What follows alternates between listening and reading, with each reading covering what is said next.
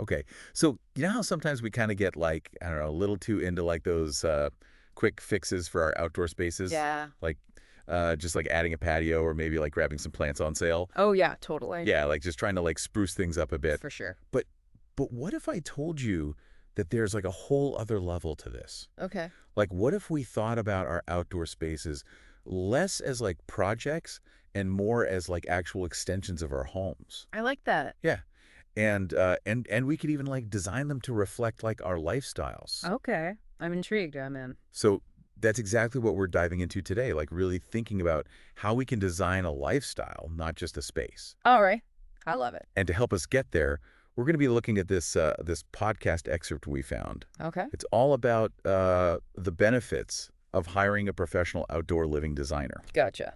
And it really got me thinking about like why is it so important to have somebody who can like see the big picture, Yeah. you know, and create something truly special and unique for us. Right. What were some of the things that really stood out to you when we were like prepping for this? Well, I think the thing that really struck me was this idea of integration. Oh, okay. Like a really good outdoor living designer doesn't just focus on the space itself. Mm. They're also thinking about how that space interacts with the home, you know? So it's not just about like plopping down a patio and like Exactly. calling it a day. Not at all. Okay. You really have to think about the existing architecture, the style of your house. That makes sense. And how you can make those things flow together, you know? Yeah. Otherwise, you're just adding something that feels totally out of place. Right. It's got to like make sense with the rest of the picture. Totally. It's all about cohesion. And that actually could like hurt your home's value Oh, absolutely. if you've got like a mismatch between the style of your home and your outdoor space. For sure. Okay. Wow. It can be a real turnoff.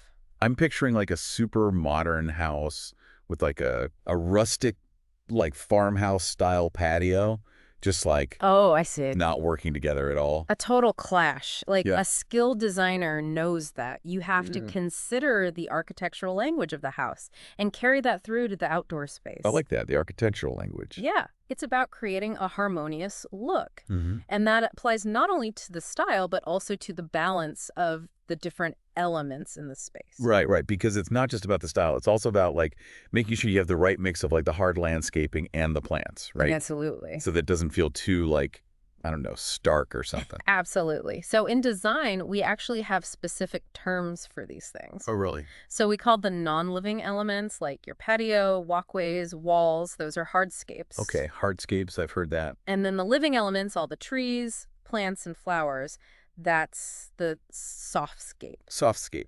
And, you know, most companies tend to specialize in one or the other. But a good designer knows that it's the interplay between the two that really makes a space sing, you know? Yeah, because you need that balance, right? Okay. You need that softness Yeah. to kind of break up the harshness of the hardscape. Yeah, it's like an unfinished sentence without the plants. I love that. The softscape is the punctuation. It adds the visual interest and texture. Oh, I love that. Thinking about plants as punctuation marks. Totally. Yeah, That's yeah. so cool. So yeah, for everyone listening, I want you to take a minute to think about your own outdoor space. Yeah. Does it feel too heavy on the hardscape? Mm-hmm. Would adding some more greenery bring in that balance and harmony? I think that's such a good point because we often get so focused on the structure and the patio and all that stuff Yeah, that we forget that it's the plants that really bring it to life. absolutely. And it's not just about the visual appeal either. Right. A truly great outdoor space also reflects how you actually live in it Right. and use it. Oh, yeah. This is where that whole idea of designing a lifestyle comes in. Yeah. It's just a space. You got it. Okay. So think about it. How do you envision using this space? Yeah. Are you going to be having big parties, entertaining guests? Mm, Or is it more about intimate family dinners? right. Or maybe you just want a peaceful little spot to do yoga in the morning.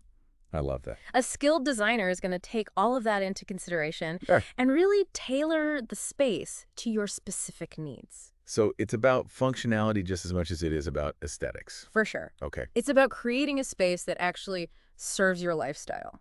Like imagine having a cozy fire pit area for those big gatherings or a little secluded hammock nook tucked away for some quiet time. Love it. See, the possibilities are endless when you start thinking about like how you want to experience the space. Totally. And that's when it gets really fun, right? Oh, yeah. Because once you've got that functionality down, then you can start to think about like all those unique design elements that really make it special. And that's where a good designer can really help, right? 100%. Because they can introduce you to all sorts of materials and colors and styles that you might not even know about. Yeah. Like stuff that goes way beyond the standard options, For sure. And they can help you find those things that really reflect your personal taste. Exactly. Okay, so like in the podcast, they were talking about using reclaimed wood for a walkway Oh, yeah. instead of just like those boring concrete pavers. Yeah. And that instantly gives it such a different look and feel. Totally. Or imagine like a water feature with natural stone instead of like a Yeah. prefabricated fountain, Those little details can make such a huge difference. I really can. Okay, so I think what we've learned today is that a well-designed outdoor space is so much more than just like an afterthought. Right. It should be a true extension of your home. Yeah. It should have that balance between the hardscapes and the softscapes. Hmm. It should reflect your lifestyle, how you actually use the space. Right. And it should incorporate unique materials and aesthetics that really make it your own. When you bring all of those pieces together, it's no longer just an outdoor space. Yeah. It becomes an outdoor sanctuary, Oh, I love that. a place that adds value to your home and enhances your life. So think about it, listeners. What would your ideal outdoor sanctuary look like? Yeah. What elements would make it uniquely yours? It's an exciting thing to think about, It is. Reimagining your outdoor space with intention and purpose. Well, we hope you've enjoyed this deep dive and that you feel inspired to create an outdoor space that truly reflects you. Yeah. So go grab a drink, step outside, and let the inspiration flow. Enjoy the fresh air. We'll see you next time. See you later.